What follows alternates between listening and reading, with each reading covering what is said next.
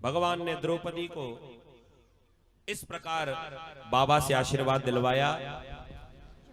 द्रौपदी तो जाने लगी। जब भगवान जाने लगे तो बाबा ने भगवान को रोका, रुको, तुमने हमारे साथ में छल करके हमारी प्रतिज्ञा को तो तोड़वा दिया, लेकिन मैं हार नहीं मानूंगा।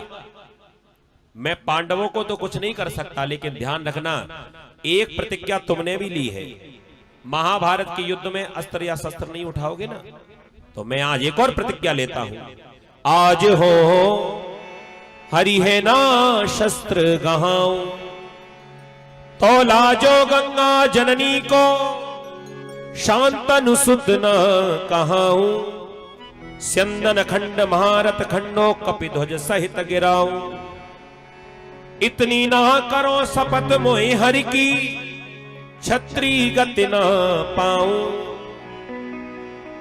पांडव दल सन्मुख है धाऊं, सरिता रुद्र बहाऊं, सूरदास रण भूमि विजय अब जी। दूसरे दिन इतना भयंकर युद्ध हुआ, कथा तो बहुत लंबी है, समय अपने पास ज्यादा नहीं है, तो भाव समझ लीजिए। जब बाणों के सामने जब अर्जुन टिक नहीं पाया, सामना नहीं कर पाया, तो अर्जुन ने हाथ जोड़े, महाराज हमारी रक्षा करो। भगवान भी समझ गए कि बाबा मानेंगे नहीं, ये हमें हथियार उठवा कर ही मानेंगे। एक बाण आया, सीधे रथ के पहिए में लगा, रथ का पहिया टूटकर दूर गिरा। अर्जुन ने कहा, महाराज अब तो मट्टी में मिल गए, अब तो बचा लो। भगवान ने रथ का पहिया उठाया, क्योंकि जानते हैं प्रबल प्रेम के पाले पड़कर प्रभु को नियम बदलते देखा, अपना मान टले टल जाए पर भक्त का मान न टलते देखा। तुरंत भगवान ने अपनी प्रतिज्ञा को भंग किया और रथ का पहिया उठाकर और जो ही मारने के लिए दौड़े, भीष्म बाबा ने तुरंत धनुष बाण नीचे रखे, हाथ जोड़कर कहने लगे, बस प्रभु मेरा तो युद्ध का फैसला हो गया, तुम हारे मैं जीत गया। भगवान कहने लगे, भी युद्ध हुआ ही नहीं है।